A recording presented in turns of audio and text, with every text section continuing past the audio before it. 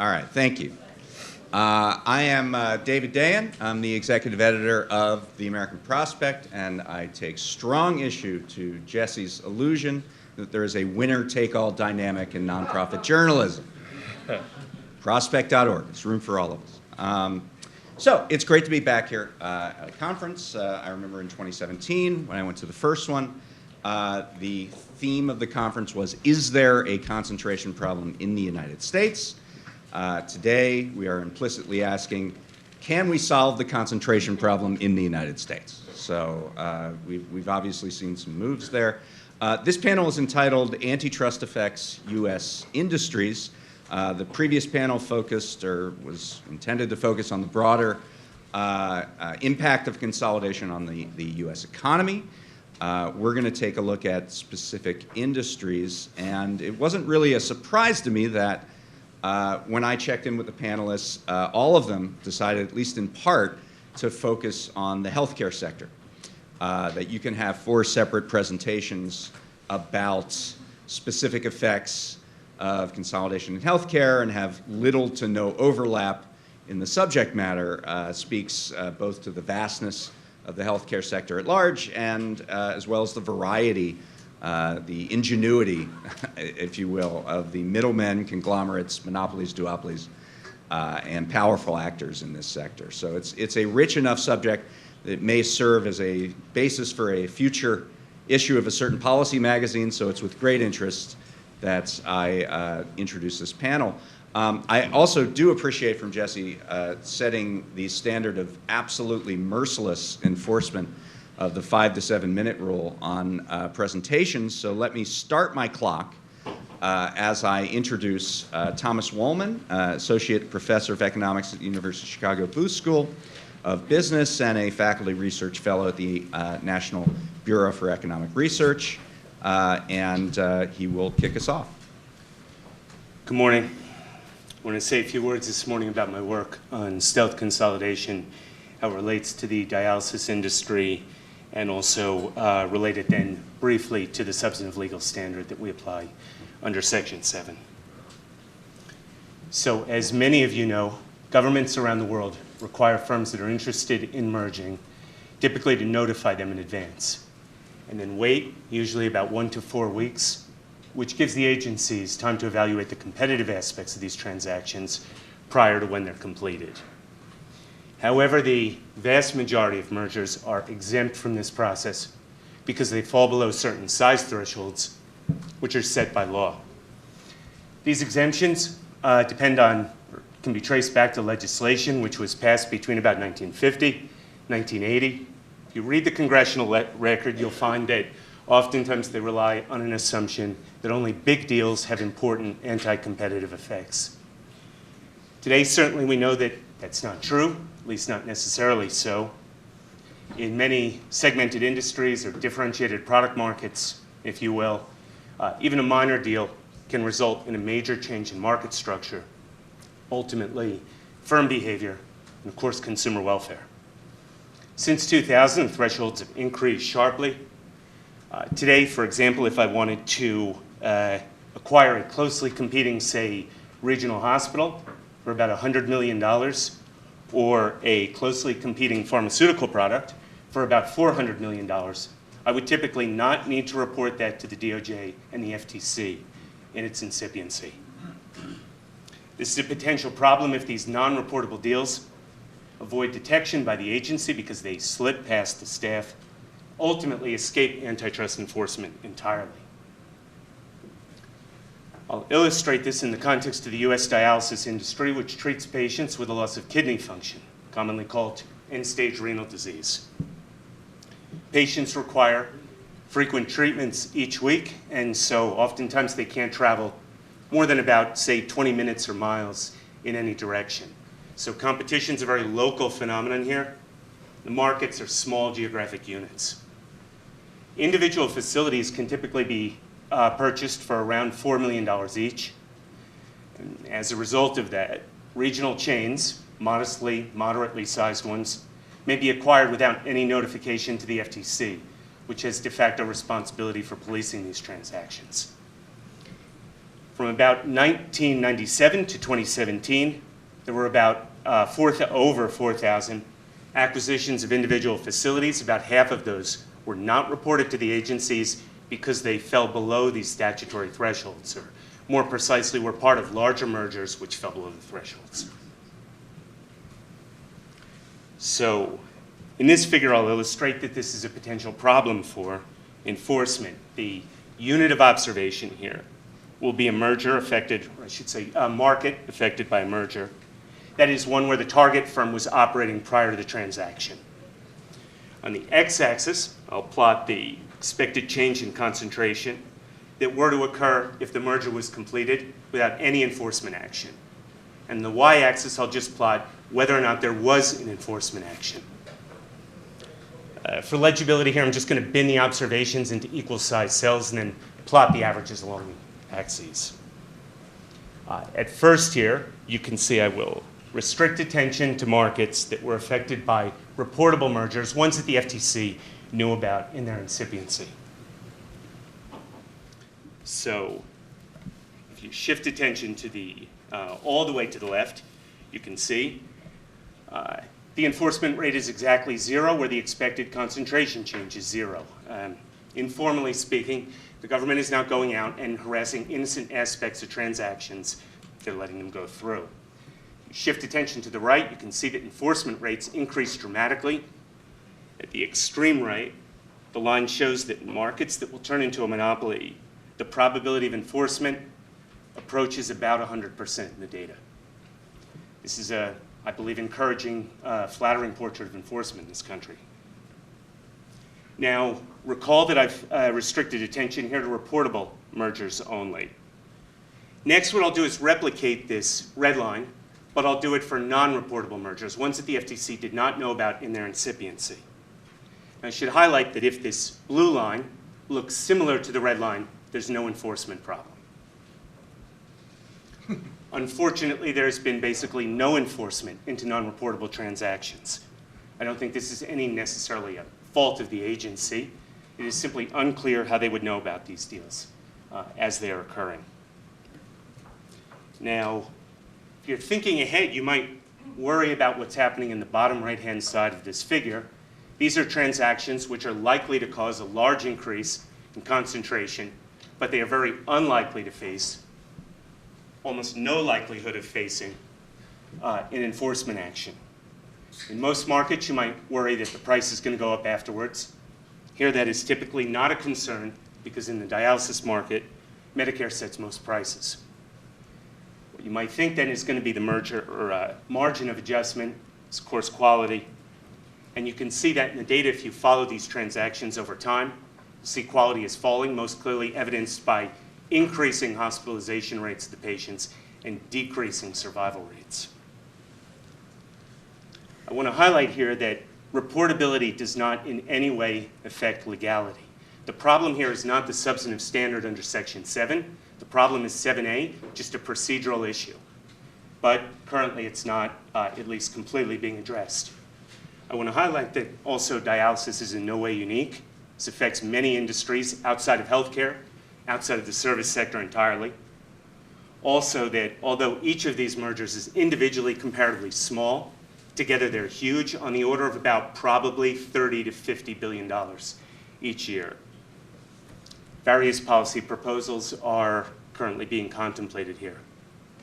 The last thing I'll add is simply that as we discuss the adoption of a new standard, I think we should all perhaps keep in mind the risk that the agencies, judges, legislators, even the media, has limited bandwidth, quite naturally, not so much attention they can pay to this area of law. And as a result, I think there is some risk that we will wind up not tackling the known harms in the economy, things like killer acquisitions and related problems. Thanks a lot. Thank you. That was about 7 minutes on the dot, by the way. I just want to say. All right, next we have more Daphne. Bruce V. Rauner, Professor of Business Administration at the Harvard Business School, faculty member at the John F. Kennedy School of Government, and the interdisciplinary program in health policy, also going to talk about some features of the healthcare sector. So go. Okay, fantastic. Take it away. You can go up or stay down. I don't have slides, so I'll just stay down here. All right. And thank you for the invitation to speak here. I interpreted the ask here as being about what are the effects of current antitrust enforcement under the consumer welfare standard as it's been interpreted by our enforcement agencies and courts. And with that framing, and given the very short amount of time allocated, I wanted to focus on two specific areas, both of which highlight the importance of intermediaries in healthcare markets. The first area is cross-market consolidation, which is happening and has happened on the watch of antitrust enforcement agencies, and I'll define that in just a moment, particularly among healthcare providers. And then second, time permitting, I thought I would try to make a couple comments about the relationships between pharmaceutical companies and PBMs, another very important intermediary in healthcare markets, and the ways in which these relationships might be resulting in less competition in pharmaceutical markets. So, and I do know that my colleague over here to the left is going to pick up a little bit on rebates and the implications of that. So let me start with cross-market mergers. I could have put together some slides on the research that I've done, but I think I'm going to be able to summarize it for you pretty succinctly, if not as beautifully graphically as my colleague here, Tom did. But first of all, the key feature of a cross-market merger is that involves a combination that is not strictly a horizontal overlap, either entities performing the same function in different geographic markets, typically hospitals, or in the same geographic market but different functions, so perhaps the combination of an adult academic medical center as well as a children's, leading children's hospital. Okay, those would be examples of cross-market mergers. And under conventional merger review and enforcement, these transactions tend to receive fairly cursory treatment because the entities are not competing for the same set of end users. Back when I was at the FTC as a deputy for healthcare and antitrust enforcement in 2012-13, there were a number of insurers that came complaining and saying, hey, there are all these mergers happening, not in the exact same, narrow geographic market, and then our prices go up, and what do you guys have to say about that? So there was not much to be said. When I left the agency, I teamed up with colleagues Kate Ho at Princeton and Robin Lee at Harvard, and we decided to write a paper analyzing the effects of these cross-market mergers, and not just looking at what the, say, price effects were, but also thinking about the mechanisms of action, because it's critical, as we all know, under Section 7, has to be an acquisition that, that results in some harm through a lessening of competition, a tendency to create a monopoly. And one of the arguments that was put forth is that these entities that were fanning out all over the country had better bargaining skills, or were less risk-averse than any individual hospital, and that it wasn't a lessening of competition that led to an increase in price. And we wrote out this mechanism whereby one has to think about the fact that individual consumers are not negotiating, of course, with hospitals, that there's this intermediary, the insurers, and the insurer is serving consumers, patients, in different markets, okay, even if they're, right, even if these entities are not directly competing for the same patient, and they are writing policies for employers who employ individuals in multiple markets. So the argument was, if you think about the market as, the market to be included in an insurer's network, then it would be broader, and it could encompass, there could be a lessening of competition from these cross-market mergers that arises. And I tell you this in some detail because, well, first of all, there's evidence to support the mechanism. We find that when a hospital system acquires other hospital members in the same state but not within 30 minutes, okay, which is typically a reasonable rough cut for a hospital market, that prices increase 7 to 9%, and this is for the acquirers, okay? And that effect happens only when there are common insurers that are working with the providers in the emerging markets. So there's evidence for this. Now, we brought out that research, started talking about it 2014, 15, 16, and cases have not been brought. And one of the challenges that I keep hearing is market definition. And so this arises in a lot of the readings, the posts that have been shared for this conference. And it was a hard-fought battle to prove to courts that hospital markets were as narrow as the enforcement agencies claimed, and therefore, even if in the North Shore of Chicago 2 hospitals merge, right, that could be a problem, although there are lots and lots of hospitals around Chicago. So they had to really fight over in these narrow markets. And there's a lot of concern about saying, wait a second, now you're telling me that hospitals that merge in Houston and Dallas could be a problem. I don't know how many of you have been to Texas, far enough apart that you're not usually traveling across those markets. So that's one impediment. And there are other mechanisms for harm through cross-market combinations, tying, multi-market contact. These are things that are more difficult historically for enforcers to bring, and we're not seeing it. There's a little bit in California, a little bit of private action. I just want to note, and I don't know if I'm out of time to talk about PBMs. You got a minute. Yeah, okay. But I'll note this anyway. I am now more likely to be asked to speak about price regulation than I am to speak about competition in healthcare markets, and that's because the public stakeholders have recognized that whatever it is antitrust enforcers are doing, it is not leading to constrained price growth, that hospital price growth is the biggest source of increased spending in U.S. healthcare, and that they're going to have to put in place some kinds of cap measures or, and caps on price growth to do something about it. So that, I think, is a clarion call that we ought to be considering something different. 30 seconds on PBMs. Interesting, these are also intermediaries. They also consolidated on the FTC's watch. There is a 6B study and a great statement on rebates and enforcement that I hope Shell will have time to talk about. And I just wanted to note that the statement suggests FTC is going to take a much broader lens and not just think about, okay, this is a concentrated industry and there's rents that are being realized in that concentrated industry. We know that as a matter of course, but that the interactions between these industry players and the suppliers to them may be leading to less competition between our branded drugs and our generics or biosimilars through tying of rebates to exclusion of rivals, or tying of rebates to inclusion of a new product formulation, which a company is trying to get adopted so that when generics come to market, there won't be a market to automatically substitute into. So I apologize for that quick. You need not apologize. Okay. Thank you. Thank you, and I'm sure we'll get into PBMs in the discussion as well. Okay, so next we have Florian Ederer, Associate Professor of Economics at the Yale School of Management, research staff member at the Cowles Foundation for Research in Economics, and also an NBER Research Fellow, and much of his research is in the pharmaceutical sector, so a natural progression here. Thanks. Thank you very much.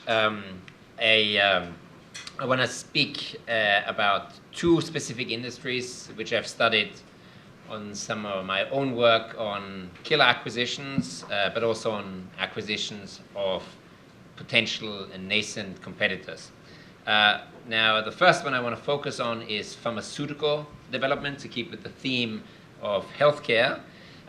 In that industry, in a paper written with Colleen Cunningham and Song Ma, we documented pervasive evidence of so-called killer acquisitions. These are situations where incumbent firms acquire innovative target firms solely to discontinue and to terminate the target's innovation projects because those projects would threaten the incumbent's profits.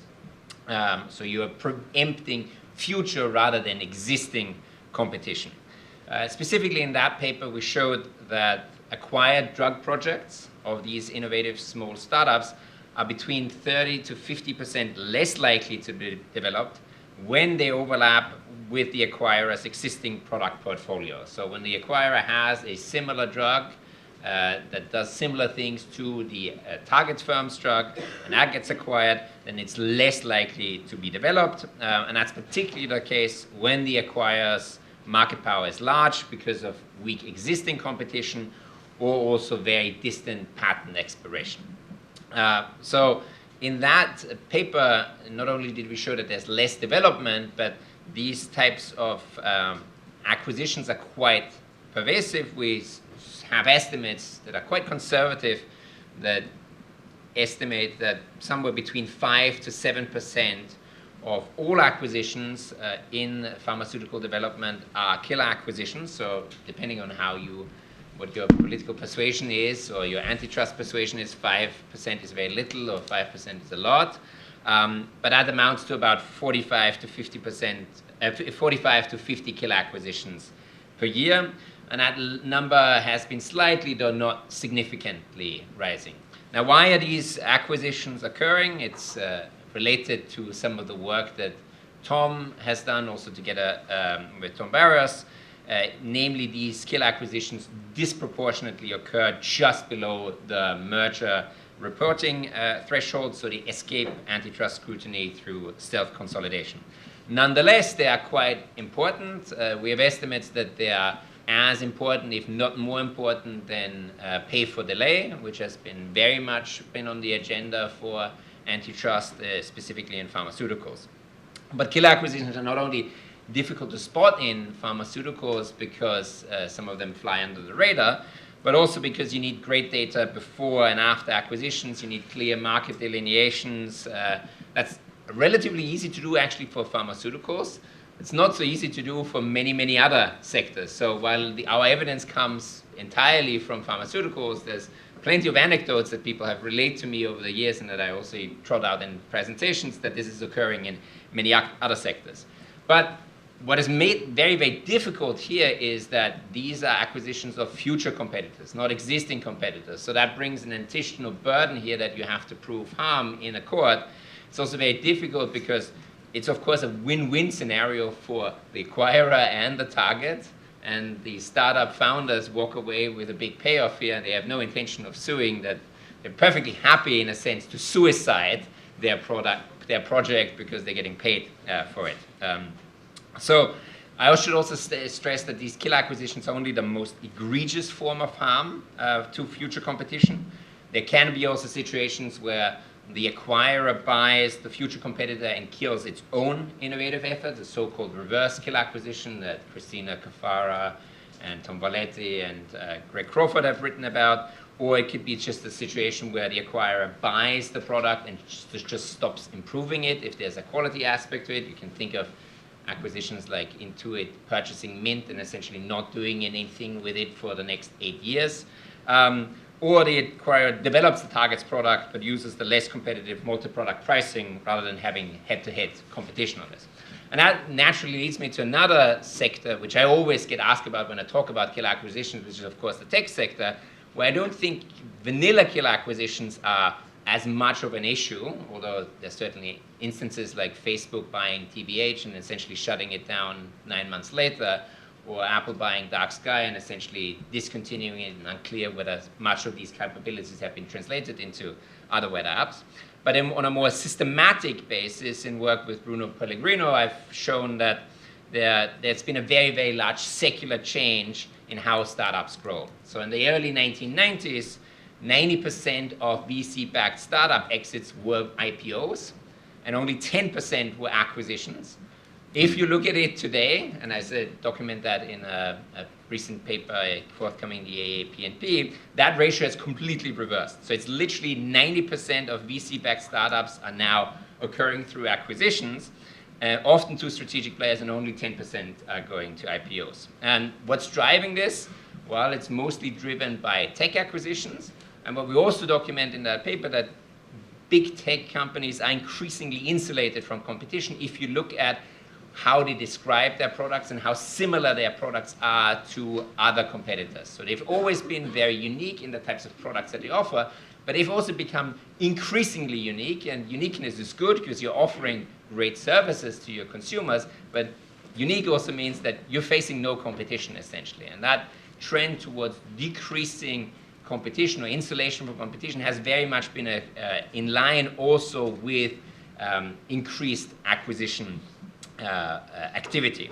So there's lots of renewed focus. I'm very excited about the many challenges that in Australia, in Europe, in the United States, the competition authorities have brought, particularly also in the tech industry. It's quite clear that some of the transactions involving potential or nascent competitors that sailed through antitrust review in the early 2010s probably wouldn't go through today, or probably even wouldn't be proposed today, and I think that's good. But there is, of course, a trade-off here in the sense that we have to worry about ex ante versus ex post innovation. So we don't want these killer acquisitions, we don't want these acquisitions of nascent competitors, but at the same time, we still want to have sufficient incentives for startups and founders to come up with new ideas, potentially also to be acquired in the long run.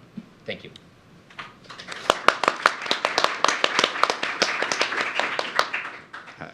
I've never seen academics take instruction so well. This is right at 7 minutes. I love it. So finally, we'll see if he can live up to that. Shaul Sussman is an associate director for litigation in the Bureau of Competition at the Federal Trade Commission, previously an attorney advisor to Chair Lina Khan, and he will be picking up on some of the things we've been talking about. So go ahead, Sure. Shaul. And my statements here just represent my own views and not those of any commissioners or the commission.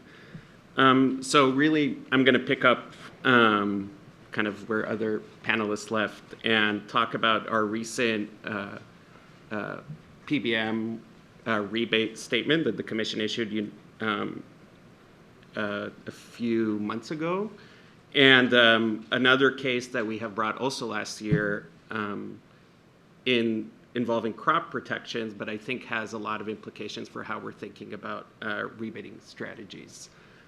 So as Limor mentioned, the commission voted out a statement last year that really talks about kind of the potential risks and harms that are involved in PBM rebating or rebating generally in the pharmaceutical industry, and really highlighting that the dynamics of rebating could have, it's kind of a two-way street where either rebates are paid in order to exclude rivals, or rebates are extracted in order to ensure that certain pharmaceutical drugs remain on formularies, for example.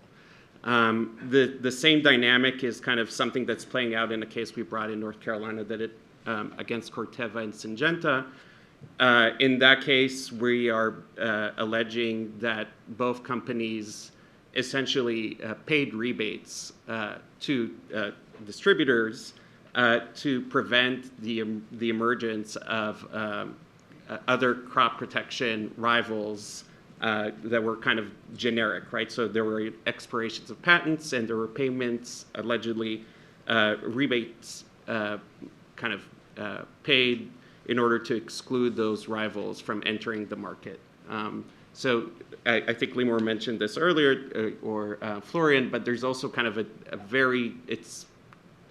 there are kind of tones of how we think about pay for delay as well, right? Which is payments for the exclusion of potential rivals that might emerge on the scene, or generics that exist and might want to gain market share.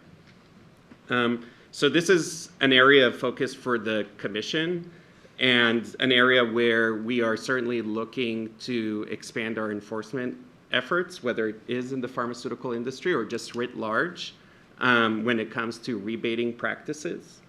It's an area that traditionally hasn't been, hasn't received much enforcement.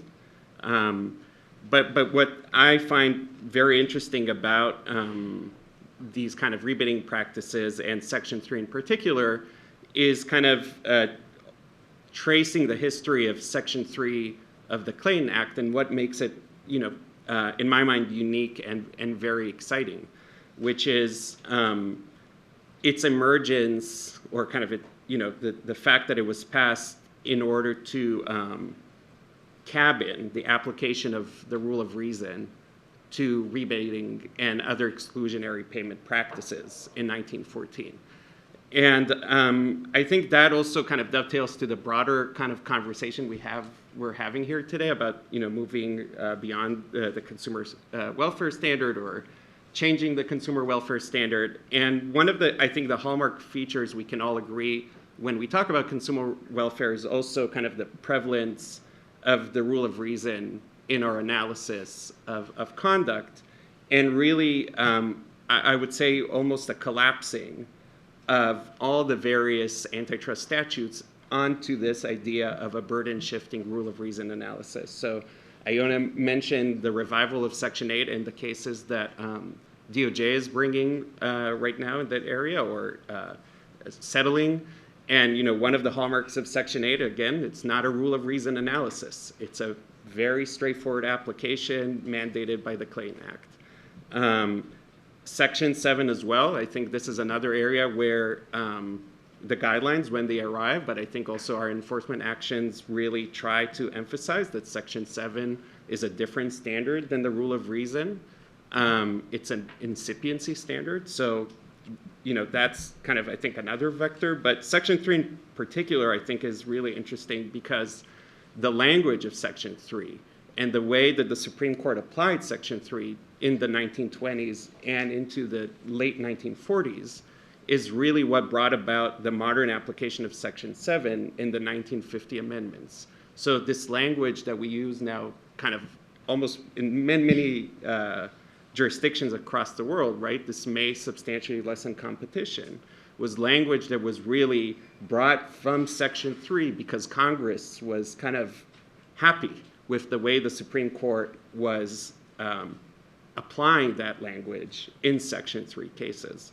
So I thought to share kind of a very short cite from a Fifth Circuit case from the 1960s that involved a disqualification of commissioners in this Pillsbury case. But what's really remarkable about this case is the disqualification was brought about because the Senate committee basically grilled the commissioners because they were applying the rule of reason to a merger analysis after the 1950 amendment was made. So the Fifth Circuit summarized this better than I can, so I'm just going to read this little quote, which I find pretty remarkable.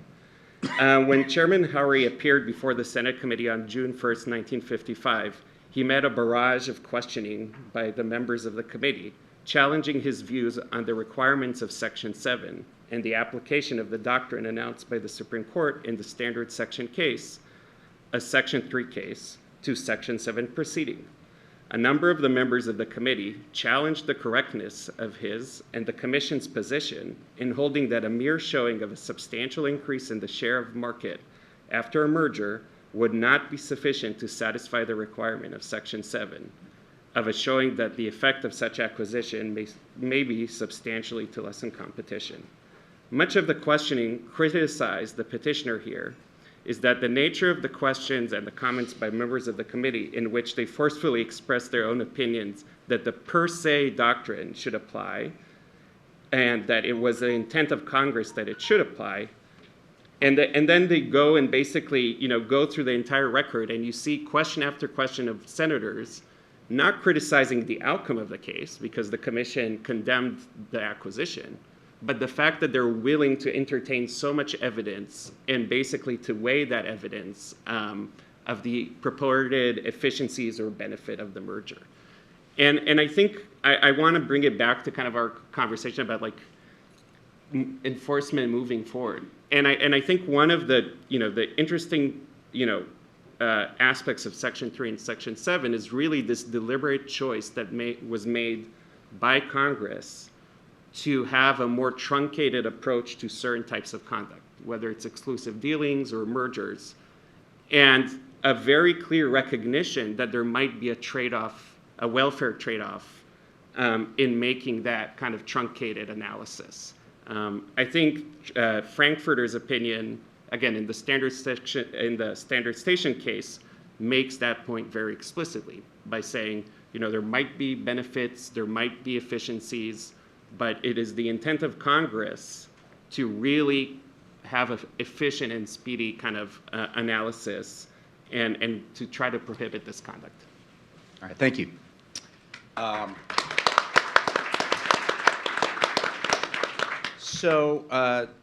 Let's stay here with healthcare for a little while, and I have a question that anyone on the panel can take. The theme of this conference is the consumer welfare standard. In healthcare, particularly when you're talking about the provider side, who's the consumer? Is it the payers or is it the patient?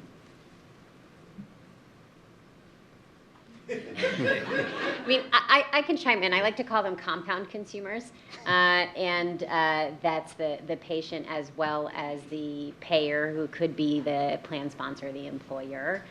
And so when one thinks about a consumer welfare standard, I kind of think about the effects on both of those parties. If I may, picking up on that, something that I started thinking about as I began reading through some of the really interesting submissions prepared for the conference is that in healthcare, there is a lot of harm occurring through practices and consolidations, harm to consumers, that is not necessarily clearly arising through lessening of competition. So it seems to me that all of the discussion around the consumer welfare standard assumes that, of course, it's through lessening of competition. And I don't think that is at all the case.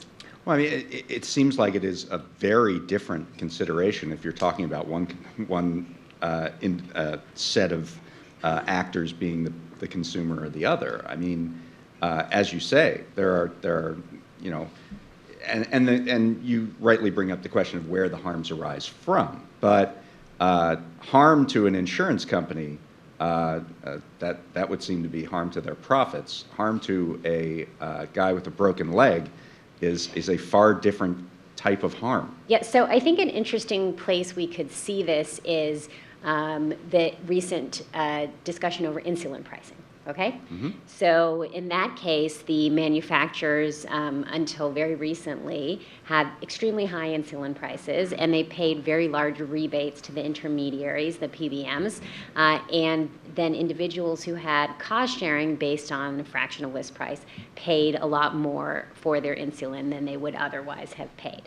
Now, who is benefiting from that? Not the patient who is facing a deductible or co-insurance as part of the price, but the employer-sponsored plan, okay, does benefit because then the patients are paying more toward the cost of the insulin. So the question of harm here, now in that case there is a bifurcation of the interests, but it's not the same as the for-profit insurer, right?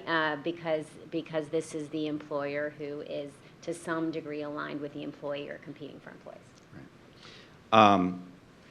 Yeah, please if I pick up on it. may pick up here, and I think one of the issues here that Limor also mentioned, it's not necessarily always just from concentration that harms can occur, and that's the ones that we're focusing on antitrust, but there's quite a bit of recent work in healthcare that just focuses on ownership, so particularly on private equity ownership of for-profit nursing homes, and there's a big debate there. On the one hand, by Ashwin Gandhi has a series of papers that sort of say, these under different ownership, we seem to be more driven by profit motives and responding more to profit motives, and that's in some cases that can lead to quality decreases, which would indeed be harming consumers or patients. But then there are other aspects where these increased profit motives actually lead the patients to do better. So these are not really changes to competition per se, but it's mostly actually just changes to how we conduct business based on ownership. And I don't think that is in any way really addressed by how we usually do antitrust. I think there's more. I was just on a panel at another conference in a more tropical climate than here, where we're speaking about these private equity acquisitions in healthcare. But it was really the ownership per se, rather the increasing concentration that was the issue there. But But Florian, to pick up on that, I mean, one of the things that is pretty widespread with regard to concentration and private equity in particular is what Thomas was talking about, the going below the various market thresholds. And, and I'd like to hear from both of you on this, but I'm wondering if we believe that that is a problem, there are, you mentioned, you sort of alluded to a few policy strategies to deal with that. One would be just sort of a straight, reduction of the thresholds across the board, but there are sort of more precise ideas, like is it about certain industries? Is it about certain individual firms that are measured by market cap or some other factor that need to report more? Like, how do you perceive that if we believe that, your chart represents a real problem? I think one of the things you could do, but is not feasible, is just to fund the agencies to the point that they can look at all deals. Right. That's just not. It's So not going to happen. living in the But real I should, world, then yeah. what do we do? But I should emphasize that in many ways, and I have other work addressing this, to the point earlier, I think it was Steve's, that deterrence is incredibly important with these deals. So in 2001, there was a change in the thresholds, drastic increase upwards, and the most important thing you saw was not on the intensive margin, that there was less deals that were being blocked, but rather there was just this explosion in horizontal transactions. So I think one of the most important aspects of this is that as we do either lower the thresholds overall, or perhaps I think more sophisticated approach would be to give the agencies some discretion over where they do so. It may not be that expensive to do so. I think for small, relatively plain vanilla horizontal deals, if you just look at these transactions, you'll never even have to review them because the bad ones are going to be deterred with probability 1. Florian, how do you see that? Yeah, so Tom and I have, of course, worked on these policy proposals, and specifically now for pharmaceutical development. One of the proposals that we've had involve just mandatory reporting of deals if they fall into exactly the same therapeutic treatment group and the same mechanism of action. So if you're really acquiring a drug project or company with a drug project that directly overlaps and is a direct substitute for something that you're currently producing, then these should always be reported. And I think that would be sort of an easy check. And that easy check may indeed play a very, very strong deterrent role if your intent is to kill the project rather than use your capabilities of developing it and bringing it to market. I want to bring Shaul in on this because one of the prescriptions in one of the papers that came out before the conference was Bill Kovachic's paper on pro-market. And he was talking about, one of the parts of it was creating sectoral biographies in antitrust that could be helpful in future enforcement. We're talking about sort of sector-specific kind of things you can do. Do you think that would be helpful in the kinds of sectors we see today? Or would that be too much of a backwards-looking approach because these sectors have changed so much? So I think, again, just going to specific programs within the FTC. So, for example, the hospital merger kind of enforcement. Yeah. We do see kind of tremendous benefits from a concentrated study and understanding of how these markets operate. And as Limor alluded, there's always kind of room for us to expand and grow our understanding into kind of new frontiers.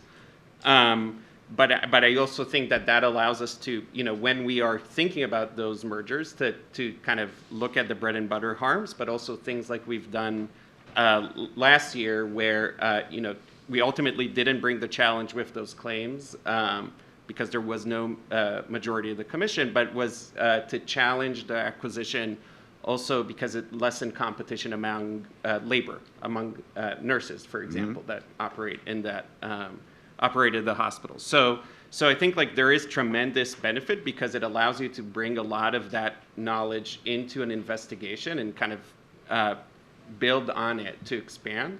Another area where we're kind of focused on right now, which I know the guidelines are getting a lot of kind of attention, but another project that we're working on is revising the merger form, which is basically the way we digest or ingest information regarding transactions. And these issues that are kind of surfaced here are kind of really front of mind for that project. And comments would be welcome when it goes out to the notice and comment. But I've heard about this. So the idea is that if you get more information up front, you can make a more informed judgment. Not only I think informed judgment, but also to the point of deterrence, right? Right. So, for Because if they example, have to give the information initially, they're going to be reticent to. Right, and without talking about any specific examples, but if a company has to report a history of transactions that happened prior to this reportable transaction, Right. or kind of show, we might find out that there's a roll-up strategy happening, right? Not even in the industry that we're currently or the specific market that we're looking at. So there's a lot of ways in which kind of better reporting on the front end of transactions could lead to these beneficial outcomes. And I completely agree that the reporting requirement itself, right, and more detailed reporting will have a significant deterrent effect. What do we think about this? Anyone on the panel? Yeah. If I could, I'd just add this notion of serial acquisitions is common in healthcare. It seems to be relatively common, life sciences, probably also tech. A requirement that when you, not only reporting, but when you propose another serial acquisition in the same market, that you provide an accounting of the effects of your prior acquisitions and realization of prior efficiencies. It is a burden. But that would be a deterrent to use your prior acquisitions in a way that might be subsequently deemed anti-competitive, and I think that's something that could be considered, and certainly might affect the PE strategy. That's interesting. Yeah, I think we're in total agreement here on the panel. This additional reporting, I think, is very much a good idea, particularly for serial acquirers. I'm very, very much opposed to bans on acquisitions per se, because particularly if they single out particular companies, but additional reportability can very much have a deterrence effect. And the agencies could state that when they consider a new acquisition, they are going to evaluate the effect on competition as if all of the acquisitions were occurring at that point in time, to avoid the small deal from looking too small to bother with. Okay. I want to bring up something that was brought up a couple times in the presentations, and that was pay for delay. Just this idea that you pay for exclusion of potential rivals. I mean, I'm not a lawyer, but if I told any crime reporter about what that is, they would tell me it was criminal bribery, and yet it is never enforced in that way. I mean.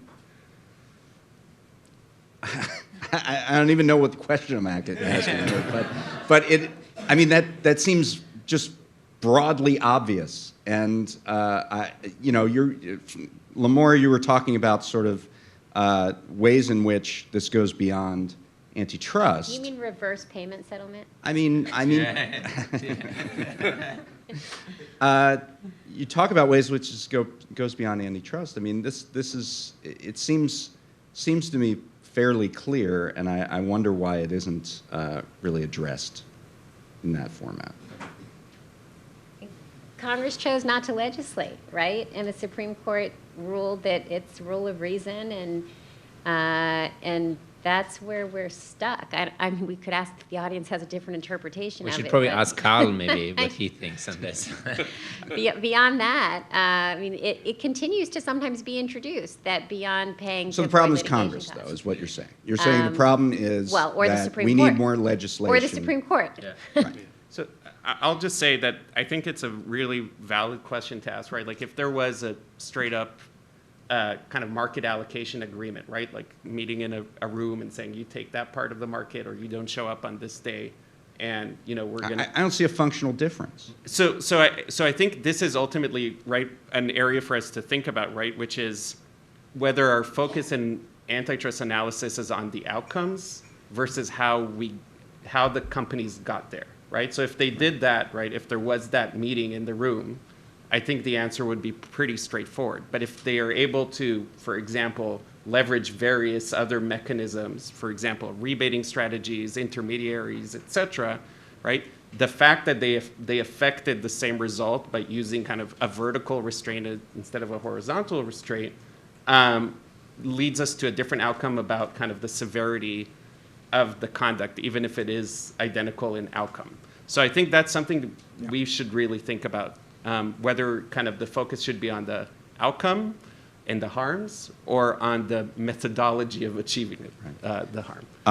I want to go back to what Limor was talking about with cross-market consolidation, and I think the sort of trends that we're seeing in healthcare is that happening not just across different geographical markets, but between different parts of the transaction. I mean, every major PBM is now owned by an insurance company. CVS, which has a pharmacy, an insurer, they're moving into provider networks with their minute clinics. United Health is pretty much a financial supermarket for healthcare at this point. Vertical deals have traditionally seen less scrutiny, and it seems like healthcare is an area where we're seeing, I don't want to call it capitalizing on that, but we're seeing ways in which the dominant players are starting to really use this lower scrutiny barrier to move forward on certain business strategies. That's obviously a situation where the courts have brought in some definitions, but is that worth a stronger attention by the authorities, by the antitrust authorities? Worth, what do you think about that? So what you mentioned with healthcare conglomeration across a range of sectors is indeed the flavor of the day, partly because it's clear that to date antitrust enforcers don't have clear opposition to those kinds of transactions, and the merging parties figure they could squeeze some efficiencies, and if they can enjoy super competitive rents, then double great. And I just want to add that we economists who do these large-scale studies are going to have a really hard time establishing a fact pattern, as was done in hospitals, as was done in pharmaceuticals, and still it's a challenge to bring those cases because each one is different. So we work with large data samples. There are all kinds of mechanisms whereby these non-horizontal, not always vertical, but non-horizontal combinations could lessen competition, could foreclose rivals who might want to enter the same space. Certainly you've heard a lot about the independent pharmacists who very much don't appreciate the steering toward the chain pharmacies that the integrated PBMs do. But if the question is, should our enforcers pay more attention to it, then the answer is, I think they are. The question is, do they feel that the law, as it's being interpreted, will support challenges of this? Right. And I mean, that's... The United Change Healthcare was not super great for them. Right. I mean, that's the block, though, right? I mean, Florian, your research on killer acquisitions is really path-breaking, but there was a case that was done earlier this year, maybe the end of last year, I don't remember the time, Meta Within. That was a loss for the FTC. It was about incipient competition. Do you think that was a case worth making? So I understand there are, I'm not sure whether JP is here, but people disagree on this. I can certainly see the merits of bringing this case, even if one loses it. I think it's certainly good that the agencies are paying attention to these future competition deals. I don't really want to comment too much on this particular one here, but I do think you're seeing it with many of the acquisitions and the ones that are being challenged. And I think the most interesting one, if I'm going to step away from one that has already happened, but one that is going to happen, is the Adobe Figma case, which has also very much similar characteristics in that Figma produces not exactly the same thing as Adobe, but in a somewhat similar, and has it in a more collaborative way. And as recently as 18 months ago, very openly said that they want to be the next Adobe. But of course, if you're offering the founders $20 billion, not in an acquisition, then those founders might change their view on whether they really want to be a competitor to Adobe. And so I think that's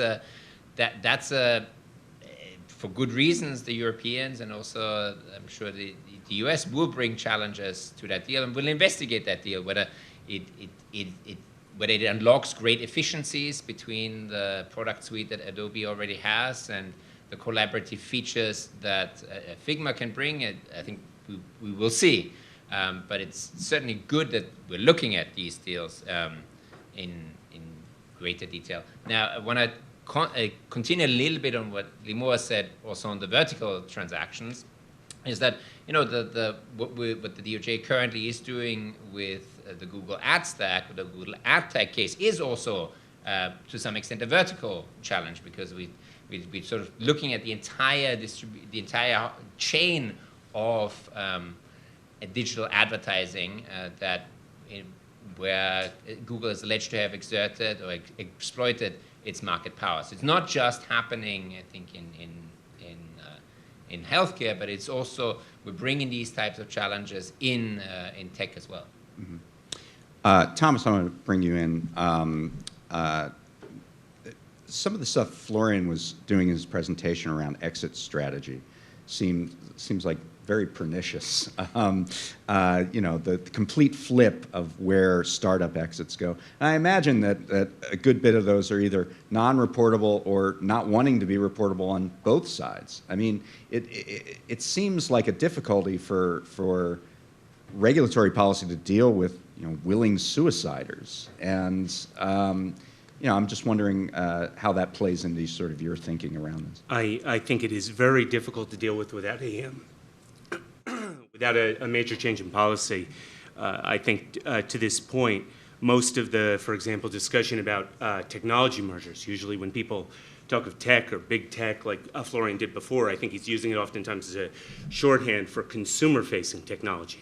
But for example, a place where we've had a tremendous amount of merger activity since roughly the beginning of COVID is in business-to-business technology. Primarily by private equity, which has these very large, I think, unintentional carve-outs to the Hart-Scott-Rodino Act.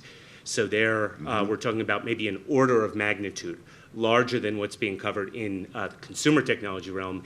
Worse yet, because I think many of us, maybe rightly, view a lot of those businesses as, despite the fact that they're very big, very boring, I think they don't get any attention from the media. But ultimately, eventually, that is going to work its way back to the consumer. So I think it's not only is the problem there, it's probably much larger than any of us right now are giving it credit for. And I think to Martin's point before, there's no clearinghouse for transactions. These are, for the most part, private contracts. We have no idea how much merger activity is actually out there. Right. And I mean, Florian, it was your story. I mean, what is the solution to the sort of grow to exit or build to exit and grow through acquisition kind of strategies that we see? I think there isn't a totally obvious solution out there. As I said earlier, what we're trading off here is ex-ante innovation and ex-post innovation, and it's something that I'm not the first person to make that point. Mike Winston has made that point very convincingly in some in his work. But if you are providing an additional exit channel through acquisitions, that of course will motivate founders and entrepreneurs to go out there and come up with new ideas, potentially also to challenge these incumbents. What I worry about a little bit is also that this dominance now of acquisitions being the exit channel, whether that also even distorts the direction of innovation. So it's not just changing the level of ex-ante innovation, but it's also you're doing innovation just to be acquired essentially by one of the large players. And that might not be the first best efficient thing to do. But there is, to your point, I don't see a clear solution to this. Mark Lemley has written on this stuff and has offered a few suggestions, but I don't see any of them as being without a trade-off. Great. Maybe I could add to that. Oh, just briefly. Uh-huh. Florian and I have both gotten, I think when we've been on the phone with legislative staff, I won't say whom, they had a reasonable, I think, confusion about this issue, which is that they were worried precisely about the ex-ante effects on innovation. That is, that if the founders can't sell eventually, maybe that innovation doesn't happen in the first place. I mean, that's what motivates many of these individuals. I think we have repeatedly pointed out that we have no opposition to, like a biotech company, selling out to a large pharmaceutical company. We just don't want them to sell out to the only other company that treats that particular like therapeutic brand. Right. Well, I mean, But they bringing, offer the highest bid. Yeah, exactly. And you have to block it. I mean, that's the reality. I of don't the think it's like situation. homes, right? You know, you're not obligated to take sides. So without going into the details of kind of the specific issues here, I think one of the, again, going back to the older cases, I think like one of the things that we discussed earlier in the earlier panel is like, what is the relationship between merger policy and macro kind of trends, et cetera? But I do think that, you know, we need to think about merger policy has kind of, limited effects writ large. But one of the things that, the Supreme Court, for example, said in Brown Shoe, citing the Congress, is that merger policy is industrial policy, right? And having vigorous merger enforcement, right? In Brown Shoe, they say, we hope it will incentivize business owners to increase capacity and output instead of looking at acquisitions as a way to grow their business. So basically, if we have a relatively rigorous merger regime, we hope that will incentivize business owners to say, hey, instead of acquiring a company to increase my market share, I'm going to put that capital into my company to grow organically. There's an argument. There's an argument that the collapse of home building after the Great Recession and the consolidation of those firms led to an inability to meet construction levels commensurate with household formation that spiked a lot after the pandemic. People couldn't literally find skilled workers in those fields. So to Florian's point about kind of the incentives of founders, right? There is a role for merger policy in directing the way capital flows into projects, right? So if there is a tougher stance on these types of acquisitions moving forward, that means that the next VC meeting, right? They're not going to say, okay, what's the exit, right? It's like, how do we get to an IPO, right? I want to also bring up the deterrent effect in relation to your remarks, because you were sort of talking about the ways in which Congress can get involved. And, we saw a legislative push in the last session of Congress, was ultimately unsuccessful. But what you were talking about was not about legislation necessarily. It was just about, oversight of the regulators. And so the idea that Congress gets to interpret the laws that it writes and not the regulators and the courts necessarily is, I think, fundamental to what your vision of this, right? So I think the dynamic with the 1950 amendments is really remarkable because, Congress passed the law in 1950. The Commission goes about in the 1950s kind of, I don't want to say ignore, but continue the application of kind of the pre-1950 standard for their merger analysis. And, Congress, the Senate brings up the commission up to the Hill for a pretty, multiple day hearing where they're basically telling them this is what we meant when we passed the amendments, and this is how we want you to do your merger analysis, and this is how we want you to rule on these cases.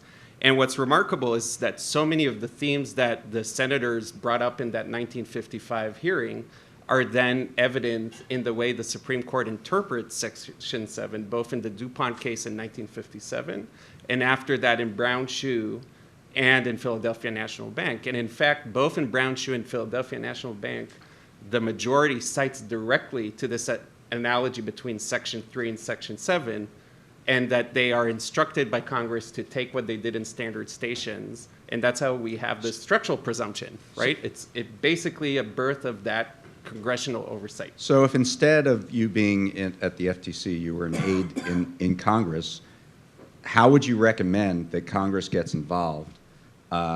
Is it through pursuing legislation, or is it through actual oversight hearings where they say, look, this is what the law says and we want you to follow it? Yeah, I mean, that's an interesting question. I don't know if I can answer it, but I would say that I think the level of involvement in the way the law was interpreted is really remarkable and something that we don't see a lot today. Great. I have a couple more questions before we throw it to the audience, but get ready. I'm going to bring in something. I've had kind of a run of conferences, and I was at one on Monday, and maybe it's for you, Florian, because pharma in particular has, historically a lot higher margins than other industries, and it's a unique market in the sense that the exclusivity power is granted by the government, which then the industry, as we've talked about, tries to stretch. But if the problem is seen as excess profits, yet the products being served are obviously critical for public health, I was on a panel where it was proposed that the solution is to be found in the tax code rather than through antitrust enforcement. What do you think about that? Well, I don't think actually excess profits are a problem. I think really what the problem is the harm to consumer, the harm to innovation, the harm to variety. So you look at it through that lens. I'm entirely looking through that lens. I don't think we need to worry. Certainly I, as an antitrust economist, I don't want to worry about the tax code or using that as a roundabout way of fixing this problem. I want to attack it with the most direct means possible, and I think that is literally just making these types of anti-competitive acquisitions more difficult, deterring them before they actually happen, or not allowing them when they do happen. The excess profits, the large, high margins, they're coming from the fact that this is a high-risk undertaking, that there's a lot of upfront fixed investment, big costs that then need to be recouped. And so I think if we're taking away those excess profits, I think that then we're also hurting innovation, and I don't think that's the right way of doing it. But we do have Lamore saying that you're getting asked to speak more about price regulation than you are about competition in markets, right? I mean, how do you square that, having those two conversations? Right. Well, I'm always in favor of strengthening the framework to enable competition to occur. In the case of pharmaceuticals, there's a lot of conduct that's going on to obfuscate generics and biosimilars, everything from tying of rebates to putting a new formulation on the evergreening. Right, exactly, all that evergreening stuff that goes beyond pay for delay, what's known as rebate walls, where the reference biologic conditions its rebate on exclusion of a rival. There's just a lot that's preventing competition as intended by Congress from occurring that one could try to tackle.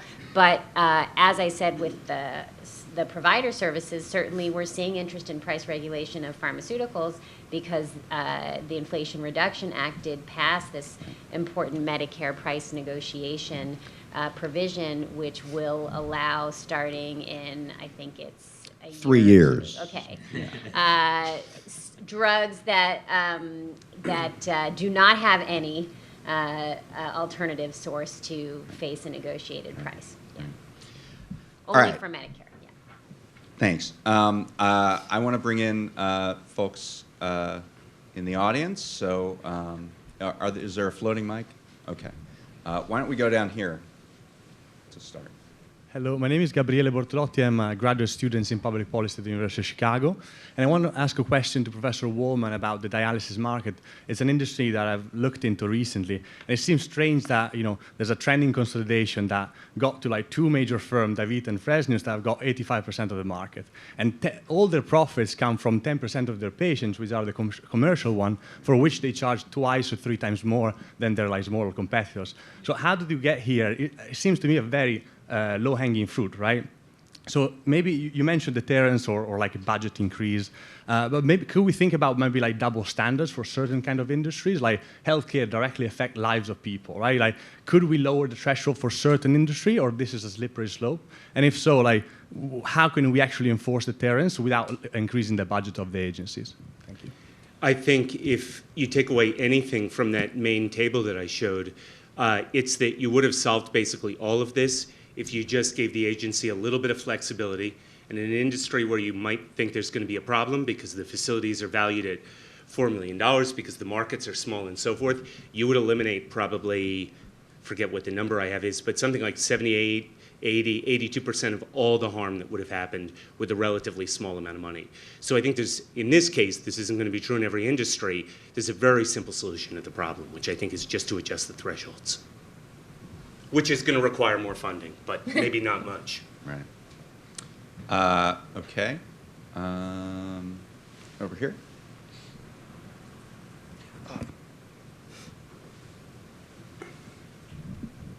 Who'd you pick on?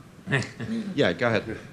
Hi, I'm Samuel. I'm a graduate student in business at the University of Chicago. I wanted to go back towards the beginning of the talk. There was discussion of kind of vertical and horizontal acquisitions within the healthcare space. And I understand that's a place where there's a lot of kind of excess rent seeking. That's also an industry where efficiency differences are wildly different between firms, and diffusion of best practices is often very, very slow.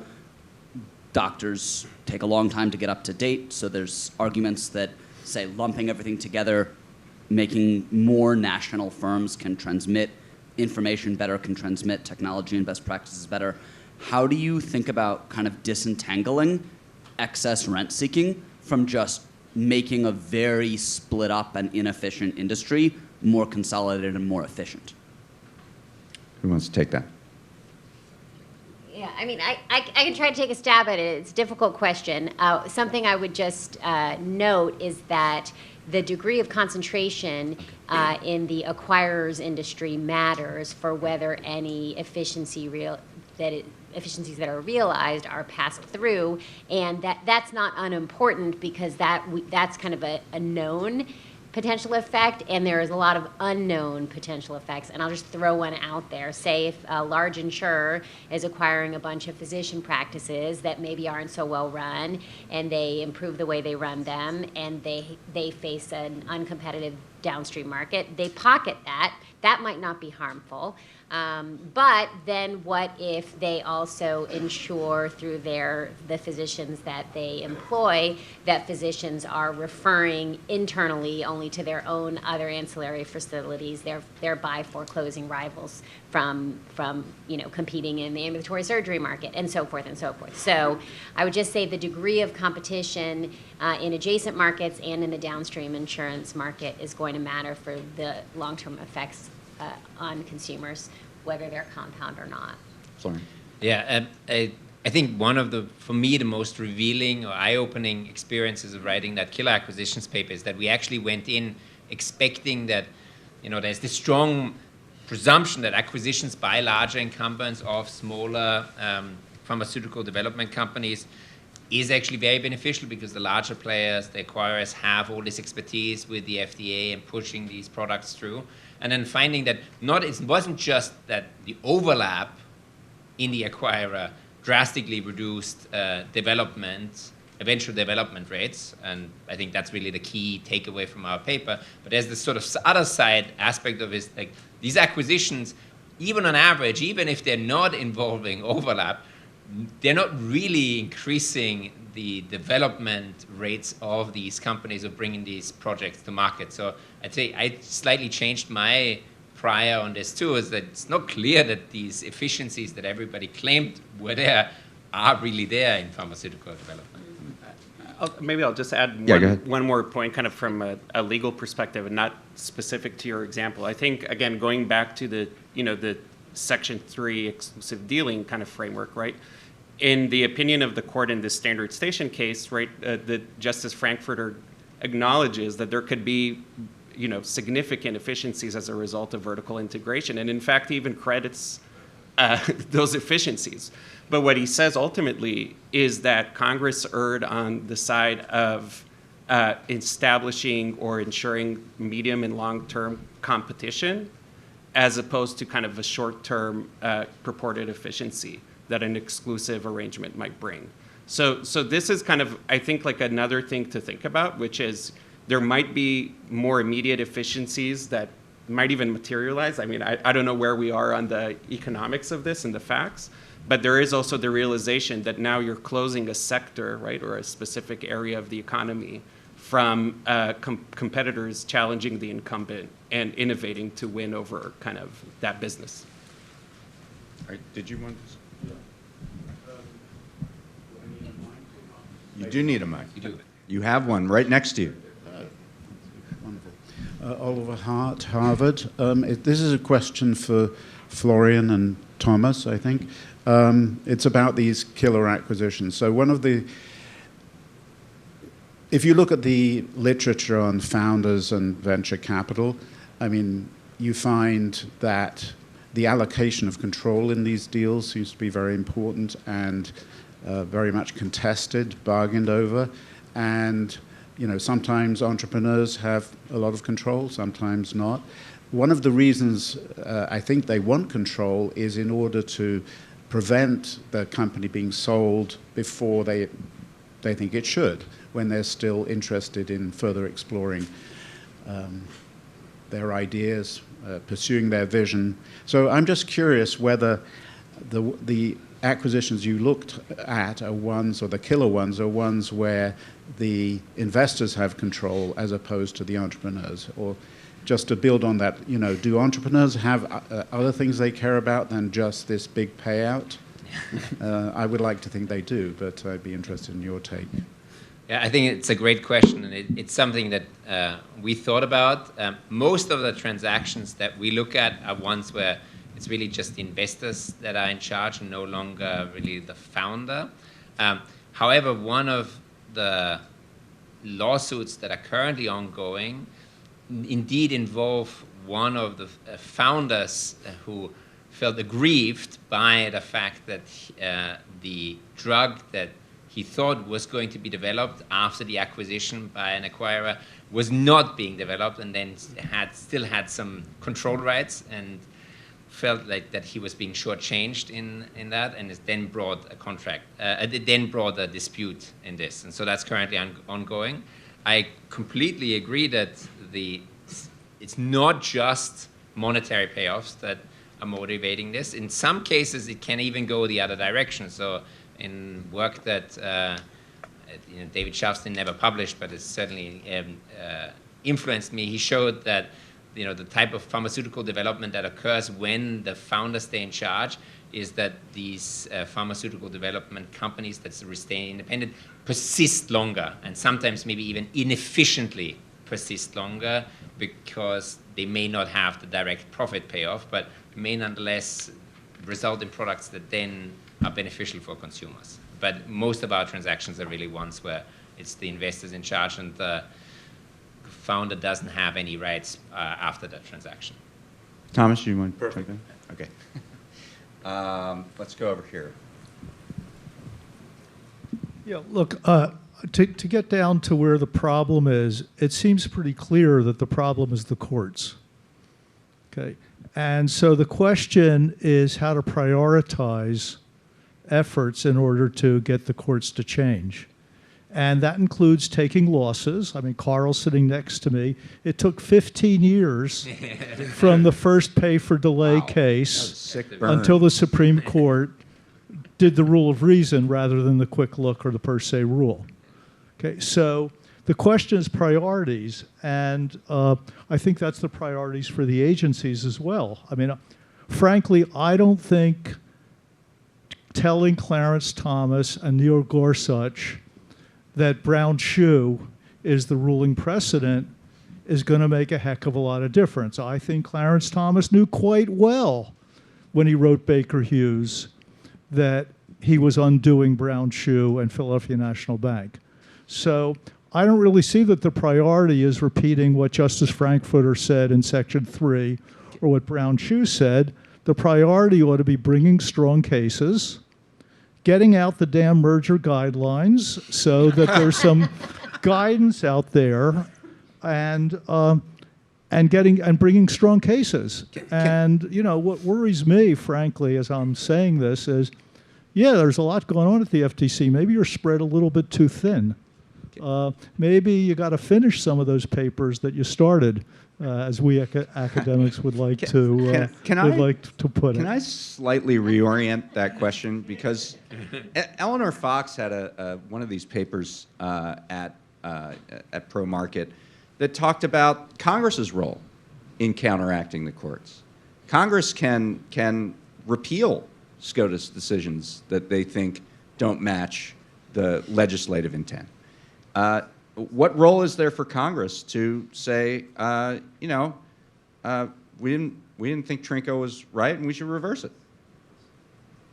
So I guess to the point of kind of what can be done or how to address kind of the situation that's outlined with the judiciary, I think for us as enforcers, the best we can do is to follow the text of the statutes and the precedent as it stands and try to enforce it and say, this is what the Supreme Court said on this issue and this is what we're following.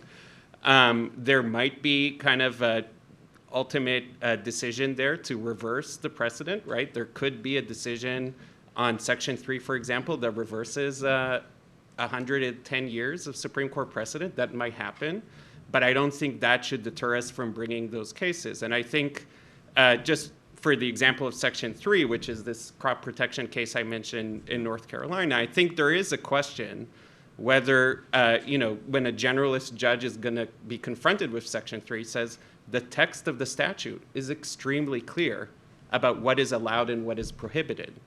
And the Supreme Court was also clear about how to go through this analysis.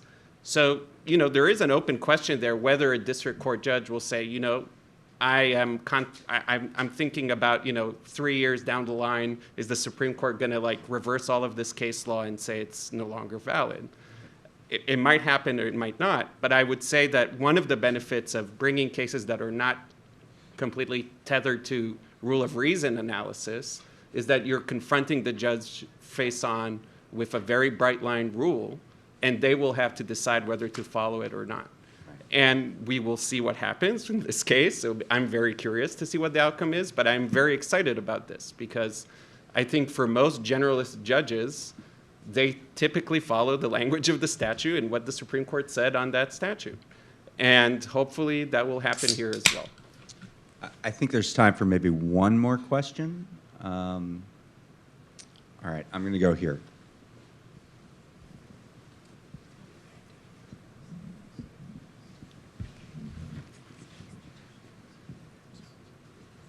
Yeah. I'm getting bypassed again. It's to him, right? No. No, it's me. I wouldn't do that to each one. So this is I think in one way is a reiteration of Steve's question about priorities. So Tom, I love your paper. I love the focus on the dialysis industry. I dislike the title, and I really dislike the answer you had before. This is not a stealth acquisition story. The secret is out about these dialysis companies. Now, there are a lot of really difficult legal questions. Obviously, these acquisitions are small. There are vertical elements. They also acquire nephrology practices. They have exclusive arrangements with both insurers and hospital facilities, and the nod to what Luigi cares about. They also lobby adequacy requirements and certificate of need elements to enshrine their monopoly power. But we all know this. And for that matter, this is a highly vulnerable population that's being exploited. And if we care about innovation, they're getting 1990s technology treatment for a really unpleasant illness. We all know this. And I would reiterate what Steve said. This is a story about priorities. It's not a story about notifications or thresholds. It's not a story about trying to figure out how to find an easy argument within a hard one. This is about the agencies, I think, identifying certain industries and certain markets and certain communities that desperately need more enforcement attention. And to the degree that that we could sue Meta for acquiring within, we could also sue DaVita. I am certainly sympathetic to that. And with that, I think we'll wrap it there. Thank you, everybody, for a great panel.